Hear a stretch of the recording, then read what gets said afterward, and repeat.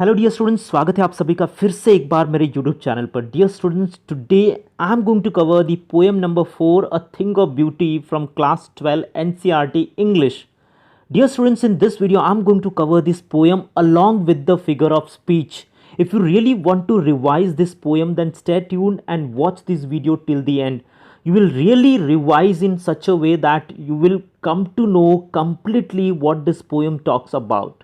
So, dear students, without wasting the time, let's get started.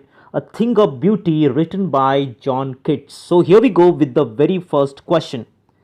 A poem, A Thing of Beauty, is penned by its right written here, John Keats. Though, so the very first question, answer A, John Keats. First A. Second, the beauty of things which are lovely always B increases. The beauty of things which are lovely always increases. So second B. Third, it will never pass into nothingness, means it will never pass into nothingness. इसका meaning क्या होता है? So right answer of third is D, it will never fade away. Third, D for dog. Fourth, John Keats says that an dash is a joy forever. A beautiful thing. Fifth, explain, will keep a boa quiet for us. The right answer of fifth is C, will keep us calm and peaceful. The meaning of this sentence, will keep a boa quiet for us, will keep us calm and peaceful. Sixth, why are we withering a flowery band every morning? B, to bind us to the earth. Seventh, why does Keats use the word spite of despondence of the inhuman dearth?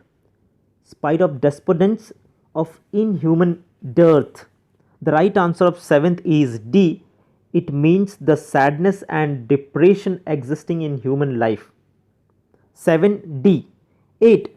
Keats mentioned that the sun, moon, trees, old and young are things that 8. The right answer is B. Remove the pall from our lives. 8B. Question number 9. Who sprouts a saddy boon for sheep? The right answer is A. Trees. 10. According to Keats, the word sheep means, of course, dear students, it's very easy. 10C. Human beings. 11. The words endless fountain used by the poet denotes. Endless fountain used by the poets denotes. What's the answer? 11th B, of course, the beautiful objects in our life. Question number 12. From where does the endless fountain of immortal drink come to us? The right answer is from heaven's God's house. C. 12 C. 13. What is meant by clear rills? Streams of clear water. 13 B. 14. Which of the following make a cooling covert for themselves against the hot season? 14. The right answer is clear reels. B. 14B. 15. In the mid forest, the thick bushes are full of dash blooms in the hot season. 15C. Musk roses. 16. What is meant by grandeur of the dooms? The right answer is B. The mighty and heroic lives of the people who are more. 16B.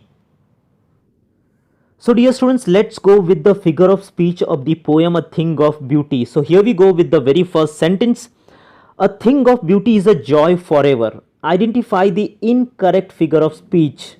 So dear students, to find out the incorrect one, first let's see what are the figure of speech in this line.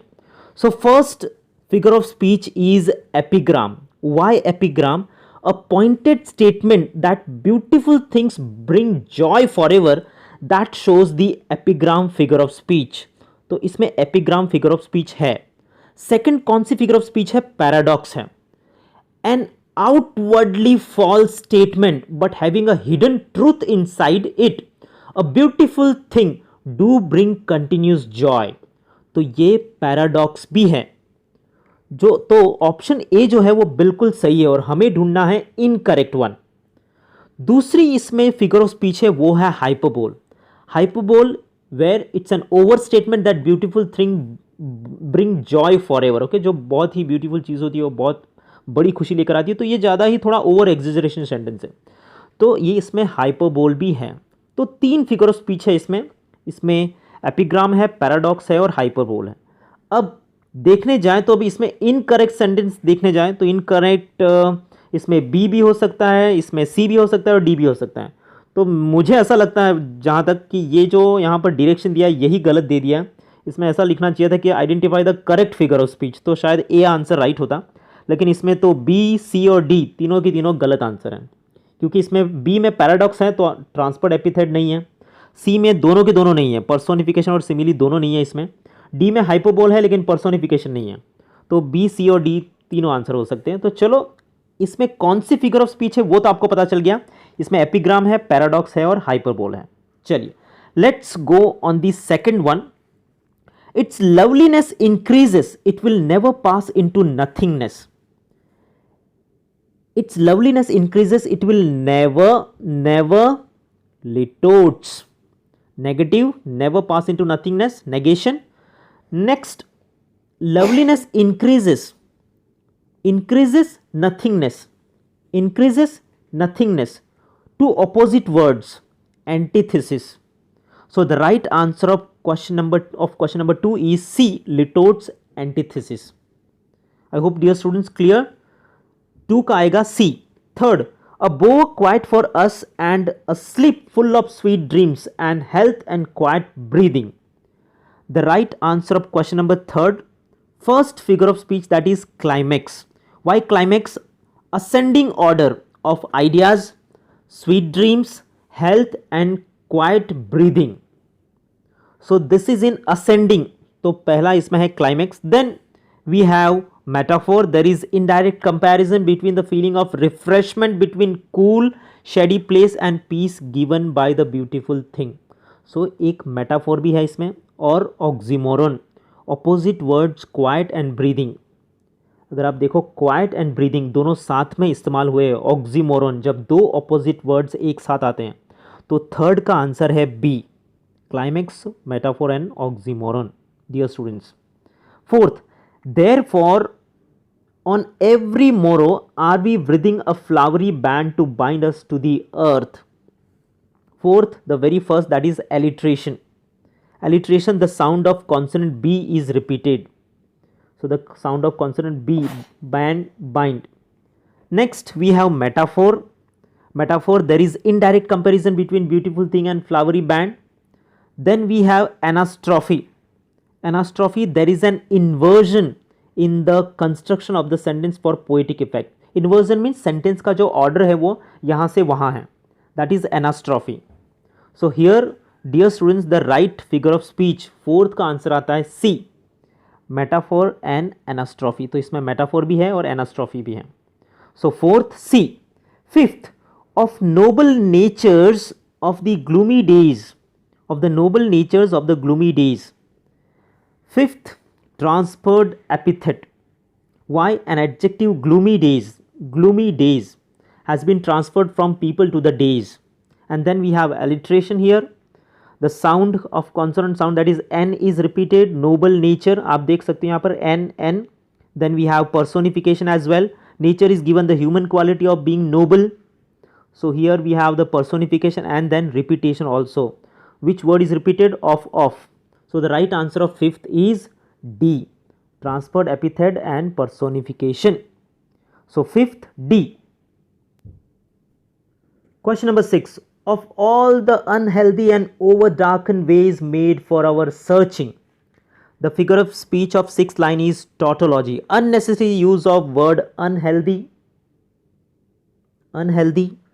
and over darken in the same sentences which suggest almost the same meaning, so tautology.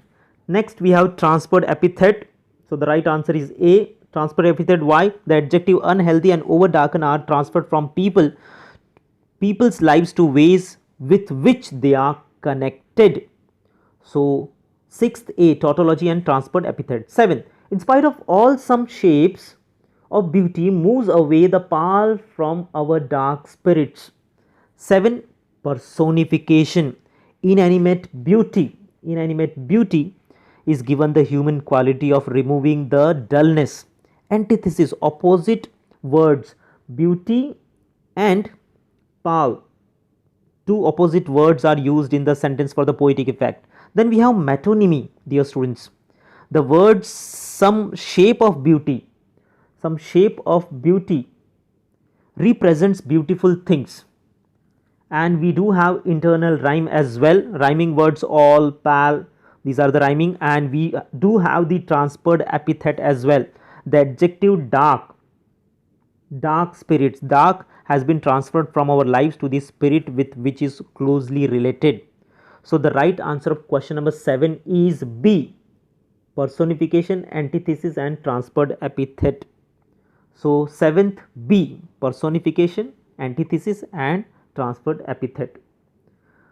Let's go on 8. Such the sun, the moon, trees old and young, sprouting a shady boon for simple ship. 8. Antithesis, opposite words old and young. Old and young used. Metaphor, the ship are compared with the humans. So here the ship are compared with the humans. Metaphor. Alliteration, the sound sh is repeated. So the right answer of question number 8 is C, antithesis and metaphor. 8C. 9th, and such are daffodils with the green world they live in.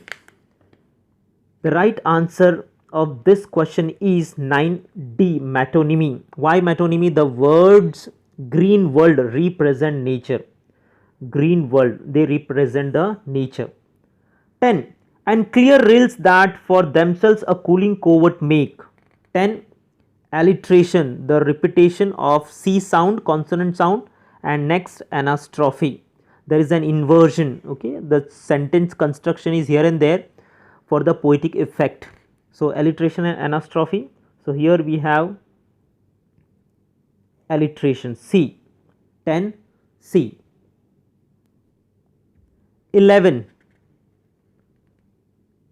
Gains the hot season, the mid forest brake reach with a sprinkling of fair musk rose blooms. 11. Alliteration. Why alliteration? The sound of consonant B is repeated here. Okay, so if you check break, then you have bloom is repeated. Okay, B sound is repeated. Then we have also the first sound, F sound repeated, forest, fair. 12. And such too is the grandeur of the dooms we have imagined for the mighty dead. The figure of speech of 12th line is irony. Irony. Why irony? The meaning is exactly the opposite of grandeur of the dooms. Irony.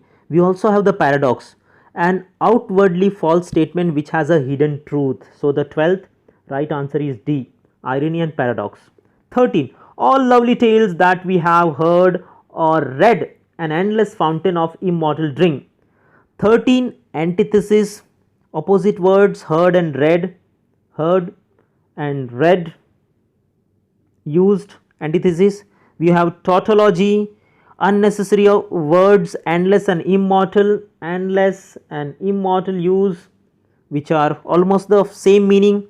Then we have metaphor. There is indirect comparison between lovely stories that we have heard or read, a fountain or immortal drink. So here we have antithesis, tautology and metaphor. So 13 right answer is A, antithesis, tautology and metaphor. 14. The last sentence, an endless fountain of immortal drink pouring unto us from the heavens bring. 14. Hyperbole. There is an overstatement that there is an endless fountain of immortal drink. Tautology, the words endless and immortal convey the same meaning. Okay, endless and immortal, they convey the same meaning. Then we have metonymy, the words heavens bring, okay, represents the God's house. And we also have the internal rhyme. So the right answer of 14 is B, metonymy and tautology. So we have metonymy, that is heavens bring. this word, okay, represents what? God's house. And we have tautology, that is endless and immortal, almost the same meaning. So dear students, these are the figure of speech from the poem A Thing of Beauty. I hope you have really learned something from this video. If you have really found it helpful, then please dear students, एक like तो जरूर बनता है इस video को। अगर आप channel पर नए हो तो चैनल को सब्सक्राइब करो, बेल आइकन को प्रेस करो, और अगर आपको वीडियो थोड़ी भी अच्छी लगती है तो अपने दोस्तों के साथ जरूर शेयर करना। दोस्तों आज के लिए इतना ही, मिलते हैं अगले वीडियो में, तब तक के लिए जय हिंद।